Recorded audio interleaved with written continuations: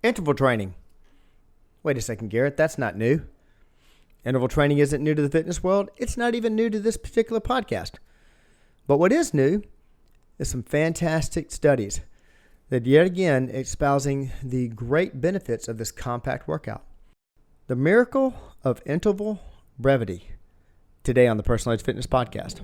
Welcome to the Personal Edge Fitness Podcast with Garrett Williamson.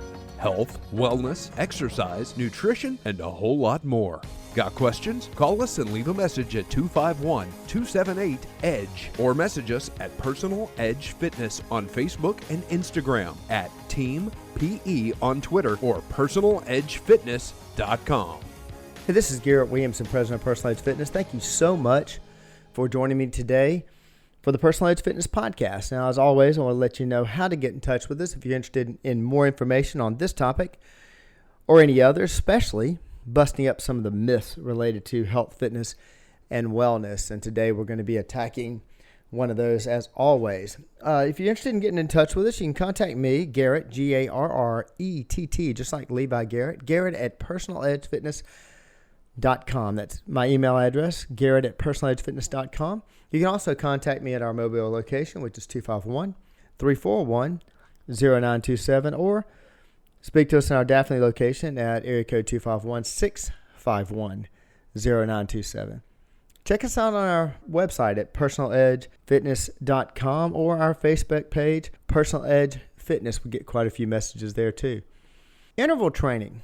Now, I know you've heard me talk about that before, and anyone that knows me or has trained with me knows that it happens to be a favorite technique of mine that I use for training. Not for everybody. Training is about finding the program that works best for a client, and not everybody is a fan of a compact interval type of training because of the intensity level, because of the way it's conducted, the speed at which it's conducted, or just the difference in doing something for short bouts repeatedly, and some people like a long endurance type of program. I get it. Not a problem. We have a myriad of different training styles here at Personal Edge Fitness. In fact, as I've always said, we have as many different programs as we do people. But interval training is an effective way of training and has gained a lot of popularity in the last, I would say, probably 10 to 15 years, and seems to be something that is remaining popular. Unlike a lot of fad-type fitness, and I'm not against fads.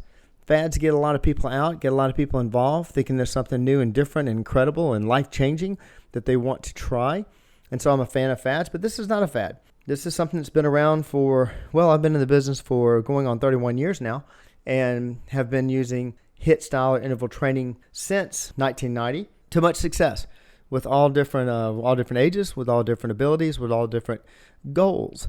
But it has gained a lot of popularity in the fitness world because of a few different modalities that have been introduced. Some variation of that is used in a lot of the small studio-based fitness centers you're seeing open up. What I love about this, as anybody knows, I love the education of this field. It's why we require at least a bachelor's degree for every trainer that works at Personal Edge Fitness, even our interns. So we value education. So therefore, of course, I'm going to value current research and current studies. Since Personal Edge Fitness boasts the most qualified staff in the Southeast, we'd like to take the time to share this information with you so that you can make changes to your own program if need be. And anytime we see any new research, even if it comes out and just backs up what we've said in the past, we like to, of course, share it with you. I have to say, it becomes even more attractive to me when it is something that is a real passion of mine, like interval-based training. For those of you who have not heard my podcast on HIIT training or anaerobic capacity versus aerobic capacity, or anywhere that I would typically talk about interval training, let me give you a basic definition or basic explanation of what interval-based or HIIT style training is. Even if you think you know it, you may want to hear out the physiological reasons why we do that type of training.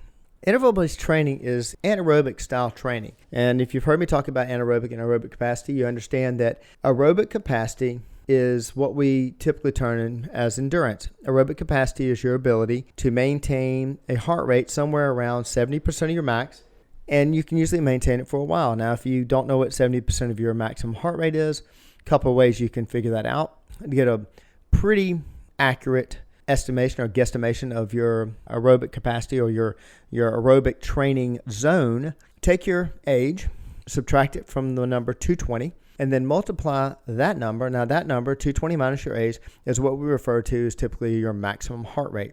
Now it's not a hard, fast rule, but it does give you a good, really good way of determining your maximum heart rate. And actually that's been around for at least 35, 40 years, and it seems to be still a really good rule of thumb. You'll take that maximum number and multiply it by 60% and take the number and multiply it by 80%. And that is going to be your target heart rate zone. Now, we don't do as much heart rate-based training as we did in the 90s. We're using more rate of perceived exertion.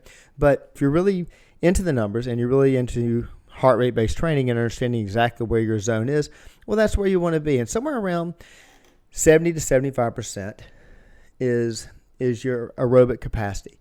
And that's typically if you're a runner, that's where you want to run. If you're doing endurance running for training or for cycling or swimming, any of your aerobic-based type training. And by the way, aerobic-based training is still fantastic. It is fantastic for a myriad of reasons. Now, I know I'm talking about interval-based or anaerobic capacity training, but just to touch on the aerobic-based training, besides, of course, burning fat, anytime you're burning calories, you're eventually going to be burning fat. Anytime you burn 3,500 calories, you burned a pound of something, that's for sure. And so I'm not bashing aerobic training. Also, I'm a fan of the endurance or aerobic training and training at that 70 to 75% max because many people do it for their head.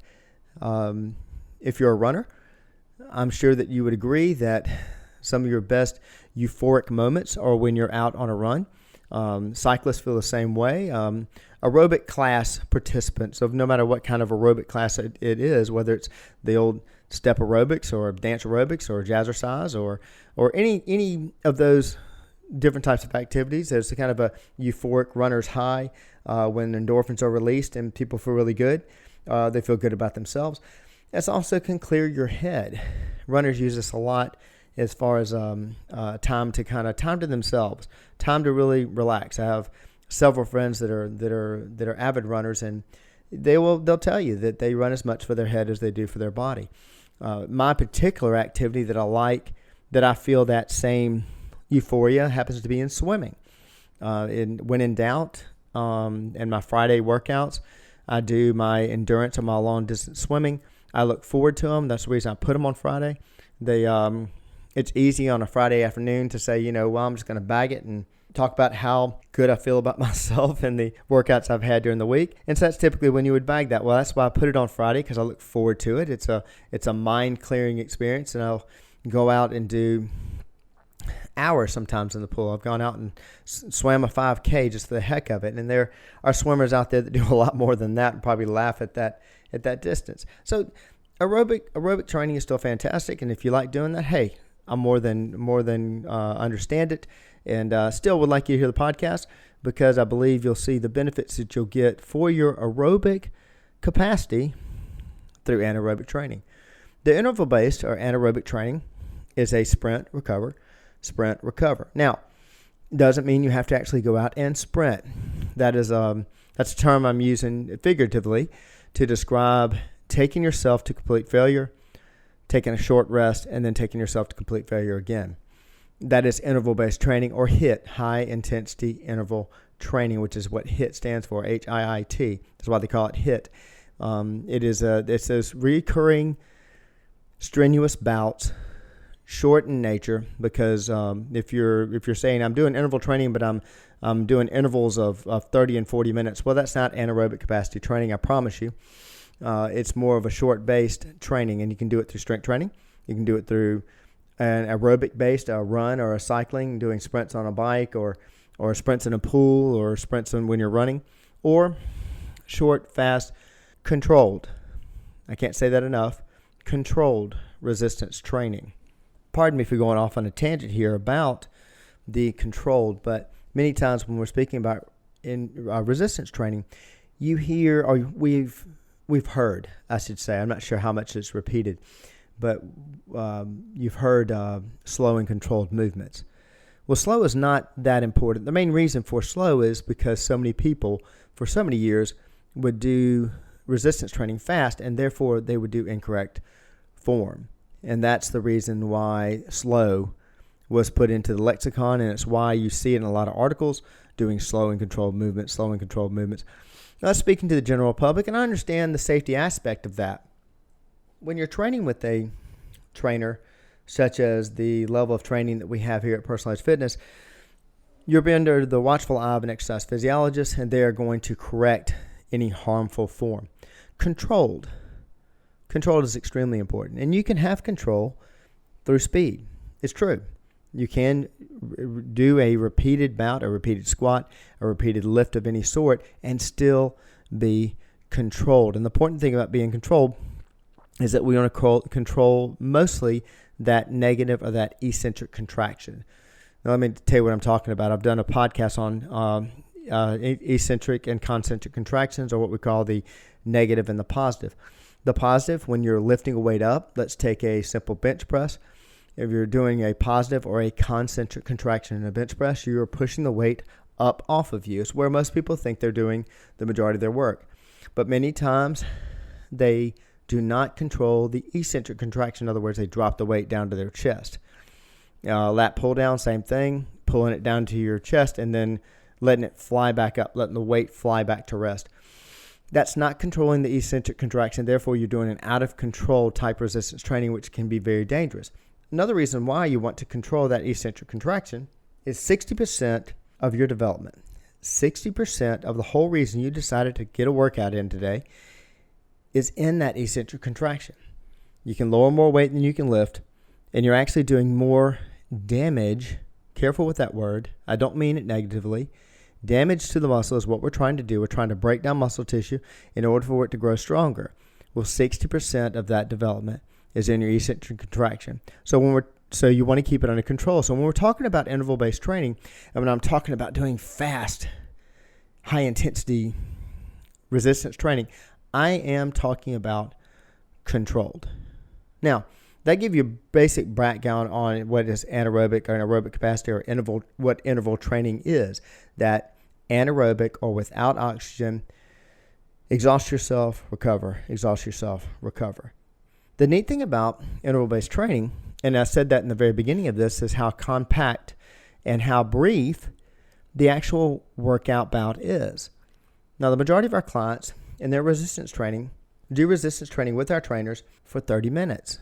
You know, people that talk about, oh, Lord, I work out for 2 hours or an hour and a half. I need a lot more time than that. Well, if you're doing it correctly, actually, you don't. Now, you may prefer it, and that's perfectly fine. We have clients that this is a big break in their day. This is something they thoroughly enjoy.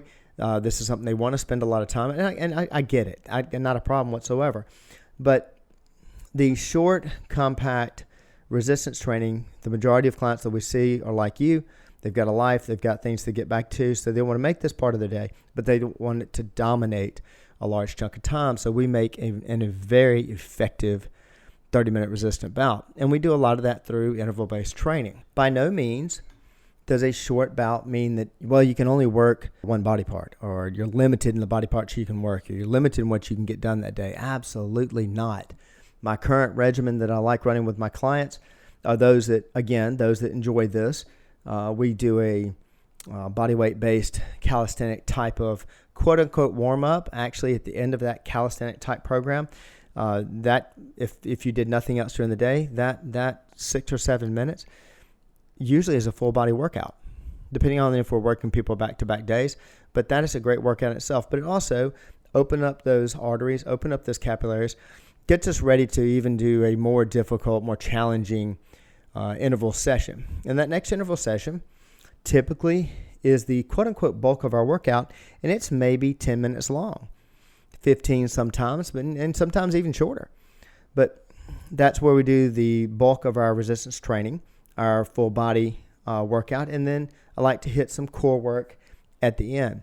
A little different than your typical ab session. It's full core work. But we're able to get all that done in 30 minutes, plus stretching. Plus, we can catch up on anything that our clients want to talk about, share about their weekends or what have you. And we're able to get a lot of it done really quickly in that interval-style training in a 30-minute session. Most of our clients follow up that interval training with some cardio afterwards. And it's an easy way to get into that somewhat relaxed state in an aerobic bout where they're going to burn some more. They're going to burn some more fat. They're going to burn some more calories. They're also working on their heart because it is cardiovascular based. And you can also work on your heart through a 30-minute bout, which I have clients that only come in and do their 30 minutes worth of interval-based training, and out the door they go. They're still getting a fantastic workout and are seeing incredible results.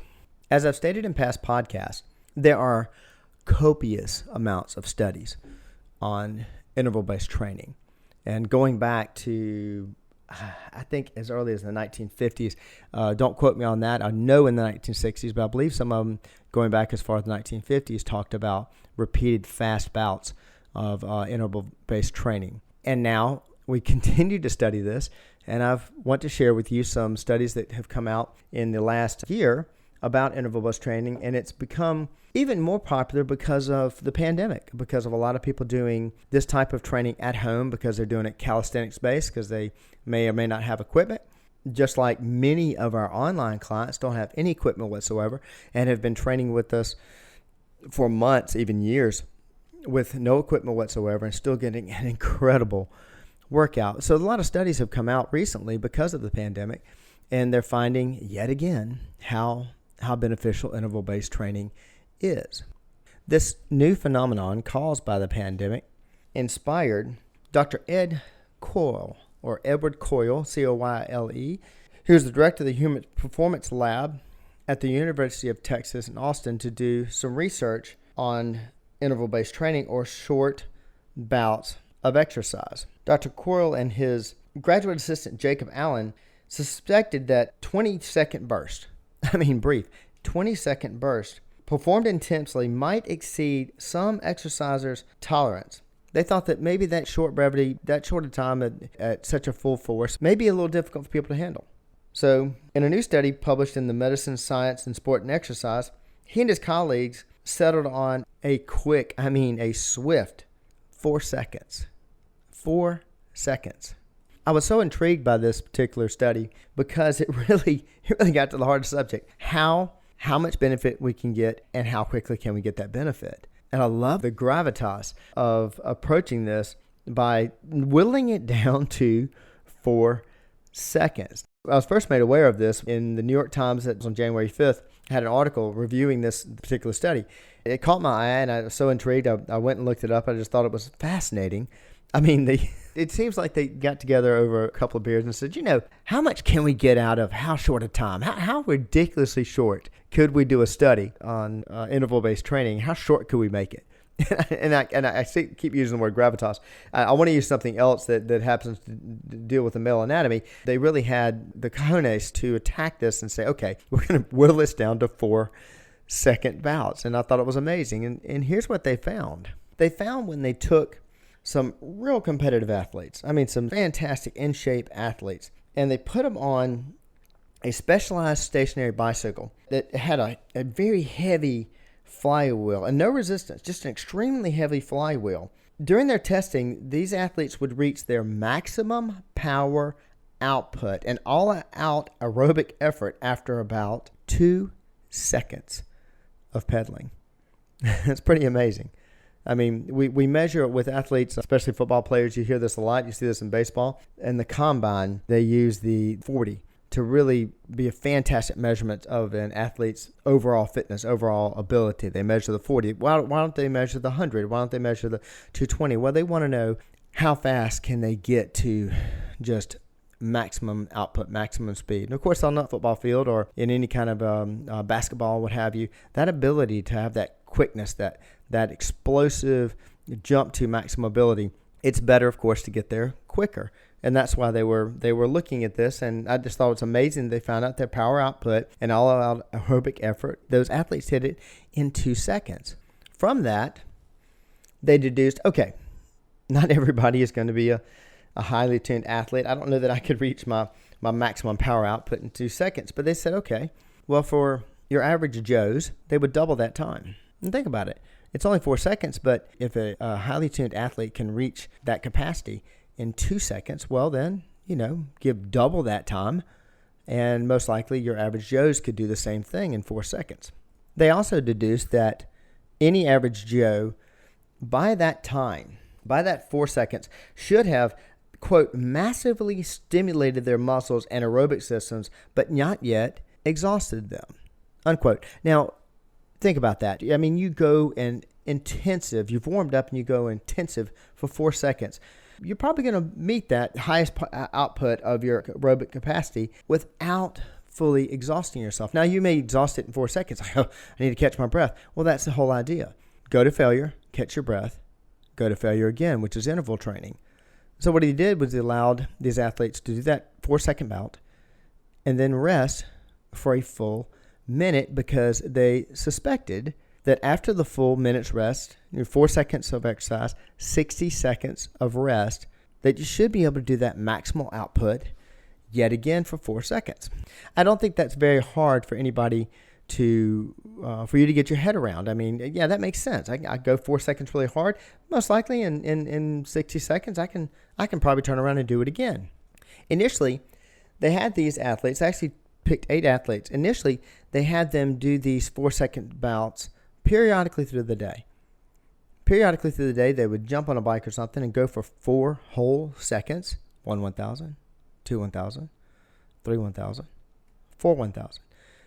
And they had them do those bouts throughout the day to see if there were any metabolic benefits or the benefits to doing this short repeated sessions throughout the day and to their overall health. And of course, they found that indeed they were. What I love about this is Dr. Coyle and his colleagues did not stop there. They said, okay, would it be possible to gain such benefits out of a single daily 4 second bout? Now, if you thought I was talking about brief workouts like we do here at Personalized Fitness, where you're 30 minutes of resistance training, we're talking now about 4 seconds a day. If you tell me you don't have 4 seconds a day, you're only lying to yourself, I promise you. The big question was, would 4 seconds be enough exercise to improve health and fitness in out-of-shape adults well past their college years? I think you know who I'm talking about here. Would a single 4 second bout make improvements? So they took this to task. They recruited 39 of these out-of-shape adults well past their college years. Men and women age 50 to 68 who were sedentary but had no other major health concerns. They tested these volunteers' current aerobic fitness prior to doing this study with them. Not only did they test their current aerobic fitness, but also the muscular power, mass, and arterial flexibility. Arterial flexibility is basically how fast can you open up those arteries and those capillaries and what have you. How fast can they respond? They tested that prior to doing this study. They even tested their ability to do daily activities like getting up out of a chair. They tested that. They tested basically what level did they start in. Not only in those metrics I told you about, but just common daily exercises. And I love the fact that they use getting out of a chair as an example, because I think that's the most, doing a basic squat is probably the best and most important exercise you'll ever do. I did an entire podcast on that. Now, he started with a 4 second bout, but ended up having these athletes come to the lab and they would perform repeated intervals while they were counting down 1 1,000, 2 1,000, 3 1,000, 4 1,000. And they would follow it with 56 seconds, not even 60 seconds, but 56 seconds of rest. And then repeating the sequence. They repeated the sequence 15 times. That sounds like a lot, I know. But for a total of 60 seconds worth of intervals. So if you're doing the math, this was 60 seconds of actual total work, 15 times 4. Okay, well, they had to rest also. Well, they did 60 seconds of actual work, and they did 14 minutes total of rest. Now, we're still measuring the benefit of 4 seconds worth of intense training. Even though they did it 15 times, still we're only doing really 4 seconds about. Whereas if you're on a bench press, for a minute or two at least. I mean, if you're doing a lat pull down, you're doing pull-ups, you're doing a myriad of exercise, squats or whatever, you're there for a good minute or so per set. Per set you're doing that. There were the super slow technique that was developed years ago. The super slow technique, they were minute and a half or so just per repetition. These are 4-second bouts repeated 15 times. Before they even got to the end of the study, I think they found something just incredible. Over 2 months of this, the riders, now remember, men and women basically out of shape with no pre-existing conditions between the ages of 50 and 68. Over 2 months, the riders' test periods declined to 26 seconds, and they increased their total number of sprints to 30 per session. Their rest time went from 56 seconds to 26 seconds of rest, and they were doing 30 of those 4 seconds bouts per session. It's over 2 months. Let me help you with the math there. In the initial study, 15 bouts, 4 seconds. They are exercising for 1 minute total. I mean, total exercise bout time is 1 minute. And remember, they were resting for up to 14 minutes. Not at a time. They were resting 56 seconds at a time, but a total of 14 minutes of rest. In 2 months, these men and women, average age between 50 and 68, were working out for a whole 2 minutes. But now they were only resting for a total of 13 minutes. Amazing. I mean, they were doing so well. They were recovering. They didn't need that 56 seconds of rest. Now they only needed 26 seconds, and that was in a 2-minute period. I'm going to keep reminding you, men and women average 50 to 68, out of shape, no pre-existing conditions. At the end of 8 weeks, 2 months, the researchers retested everyone and found substantial differences. On average, these riders, these 50 to 68-year-olds with no pre-existing health conditions and basically out of shape, in 8 weeks' time, their fitness increased. They had 10% gains. 10% gains in their overall health. What they were testing at the very beginning, their aerobic fitness, their muscular power, mass, arterial flexibility, and, of course, those ability to perform those daily activities. They had considerable muscle mass gains and strengthened their legs. They reduced the stiffness of their arteries and outperformed their previous selves in activities of daily living, all from about 3 to 6 minutes a week of actual exercise. Side note on this, how important it is to sell publications. Peruse the New York Times quite often, and I love their health and wellness page. On January 26th that month, they put out an article talking about the need for 300 minutes of exercise during the week, and the studies had showed there were some benefits of that, and I thought that was kind of interesting because they almost contradict themselves. I'll get to that study some other time, but I found this incredibly fascinating because I thought I had really put interval training, and aerobic capacity training to its test. Boy, these researchers at University of Austin, they took it to another level, and I was highly impressed with it, though I was not shocked in any way in their findings.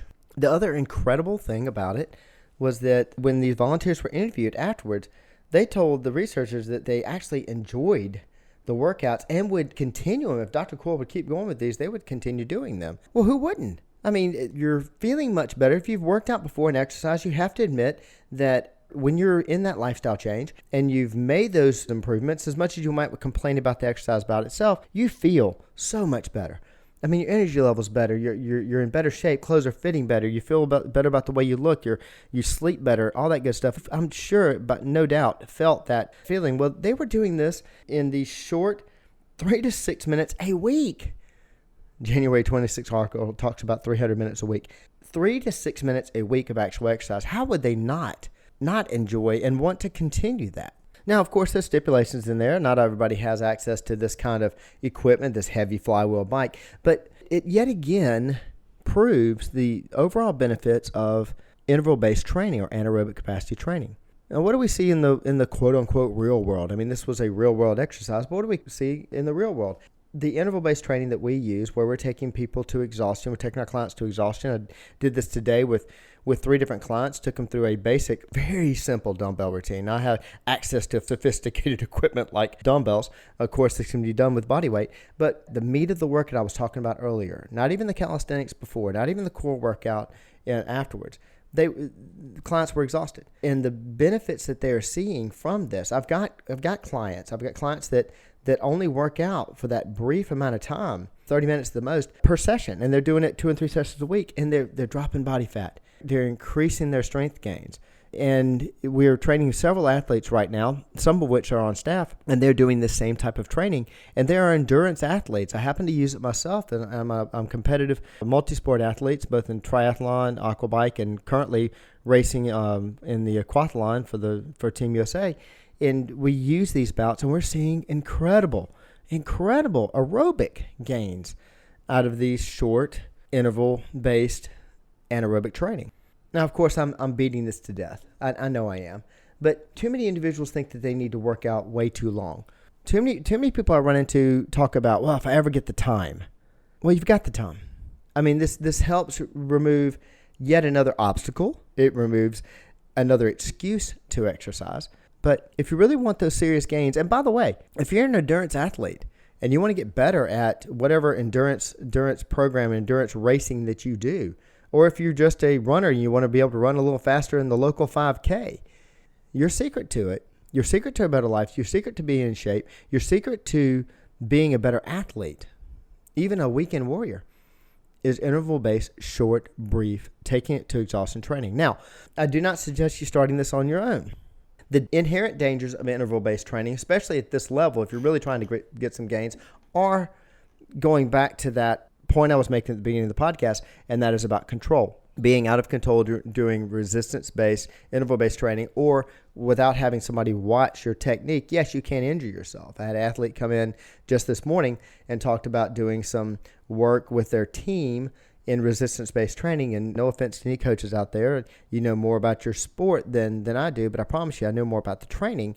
And this particular athlete was doing an interval-based training under the watchful eye of somebody that didn't know anything about form. And of course, they had a very minor injury. And that's going to continue to happen. And interval-based training gets blamed for it. That's not true. If that person had been in a controlled setting, under the watchful eye of an exercise physiologist, they would not have made those mistakes, nor would they have those injuries. So just like Olympic-based lifting in the early 80s, when doctors were telling their patients to stop doing that because they had so many people coming in with injuries from that, they blame the modality itself. There was nothing wrong with the modality. It was the way the modality was being conducted. Interval-based training is no different. If you need some help with this, you want some guidelines, you want somebody to set up and design a program for you where you can make a short, quick workout be very effective for us, hey, drop us a line.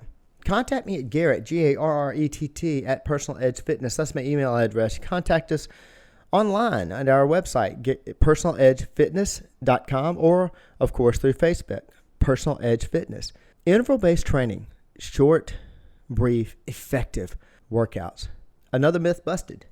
And another way we help you live your level of wellness. Thank you so much for listening. Remember, subscribe, share it with your friends, and stay tuned for another Personal Edge Fitness podcast. Thank you so much for joining me.